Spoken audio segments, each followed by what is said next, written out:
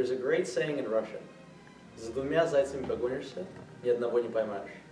That means, chase two rabbits at the same time, catch neither. In English, there exists a pseudo-inverse idiom, which is pretty similar, yet very different. Kill two birds with one stone. What we can get from these two expressions is maybe a form or a way of life, whether it be extremely focused on economic utility or it be focused on debauchery / leisure. If we were to extrapolate a healthy dogma of lifestyle from the two of these expressions merged together, it would be balance.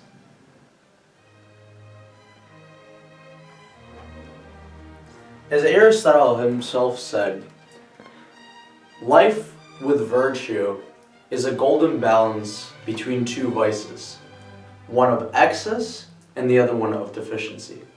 Aristotle argues that virtue can only be accomplished in a golden balance between two extremes. That means that people will only achieve happiness in life by trying to balance the two extremes of their life. Well, that being extreme happiness and leisure, and the other one of being shortage of it, aka grind, and the hard work. I think balance is a forced word. We cannot urge people to live a balanced life because it is conditional on some stabilizing factor, aka it is man-made. That's right. You cannot live your life in a balance, but you can live your life in an equilibrium, where you can allow life to shift in a direction, for the better or for the worse, and find yourself living in that polarizing extreme, instead of trying to compact the two into a form of a lifestyle. At my alma mater, the University of Wisconsin-Madison, the motto is work hard, play hard. And today, what we're going to do is ask some of my fellow students, what is it like to live a life on one of those extremes when the motto means golden balance between the two? So, I set out to find the two extremes on campus to showcase that it is virtually impossible to try and live a work hard, play hard reality. And what would be the best place to showcase dedication to the deficiency of pleasure? That's right, the college library at 10 p.m. on a Friday night. I guess you feel like you're doing something that's worth it. I see people around me that are older, that have been successful, and I see people that aren't successful. And it kind of, it drives me. I want to be in a place later in life where I can live comfortably, but also satisfied with the life that I have and the life that I can continue living or have lived.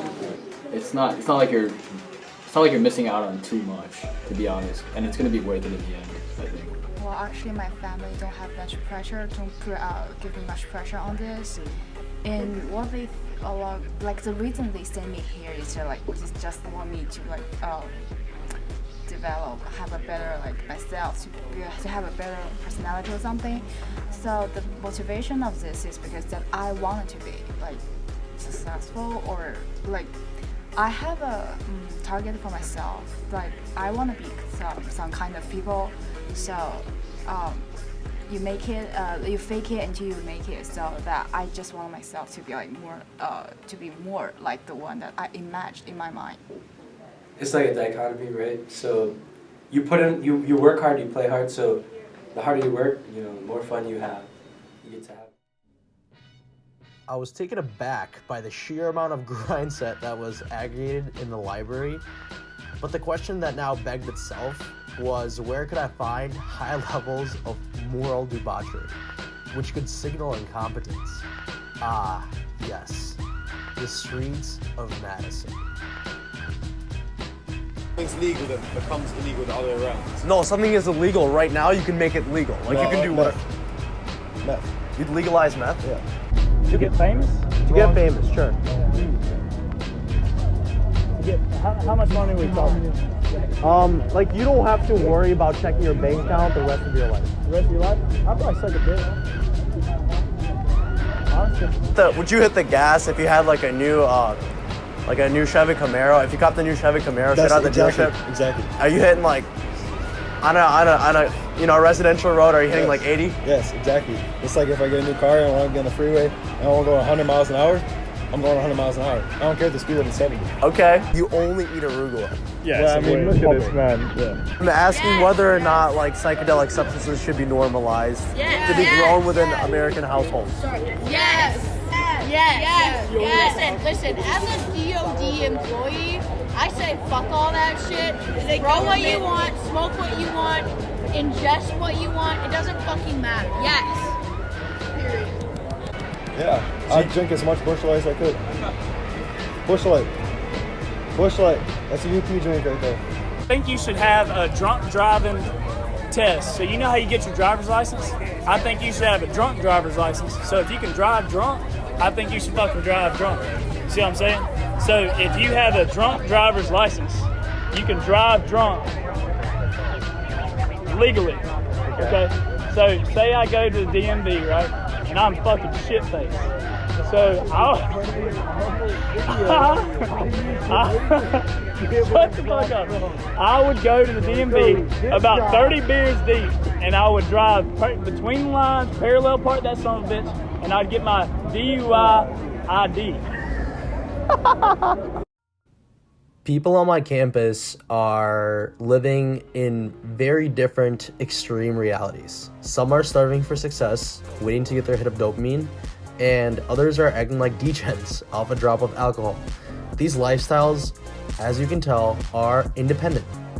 They're not mutually exclusive. It is possible to maintain an existence where both events are occurring, but you must understand that you can't influence your direction in any marginal moment, aka try to compact the two, which is what I couldn't understand for a while. Focus on one thing at a time and give it your utmost attention, whether it be consuming hard, like going out, consuming media, having the time of your life, or producing hard, such as getting yourself dedicated to one specific thing that you want to work at. Life will have a space and time for you to do both, but never in the same instant.